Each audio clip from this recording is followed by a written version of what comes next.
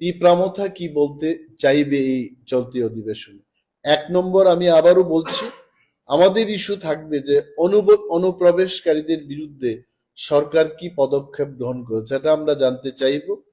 দুই নম্বর যে বিষয়টা আমরা জানতে চেষ্টা করব সেটা হলো যে কেন্দ্রীয় সরকার, ত্রিপুরা সরকার এবং তীব্রামথার মধ্যে যে ত্রিপাক্ষিক চুক্তিটা হলো তার বাস্তবায়নে কতটুকু অগ্রগতি হয়েছে সেটা আমরা সরকারের থেকে জানতে চাই।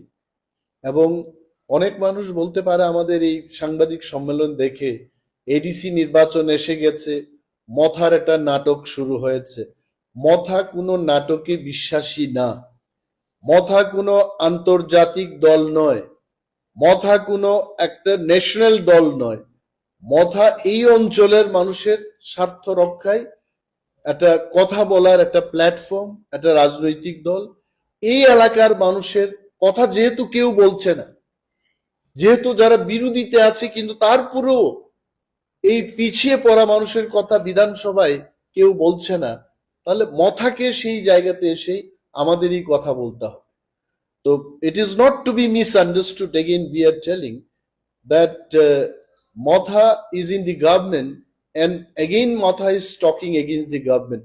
তথ্য জানার অধিকার একজন নাগরিকেরও আছে, তথ্য জানার অধিকার একজন বিধায়কেরও আছে। তো বিধায়ক হাজার হাজার মানুষের পক্ষে সে প্রশ্ন আনতেই পারে সরকারের কাছে জানার জন্য। তো ধন্যবাদ আপনাদের, এবং এই অধিবেশনে আপনারা নিশ্চয়ই নজর রাখবেন যে আমরা কি বলতে চাই।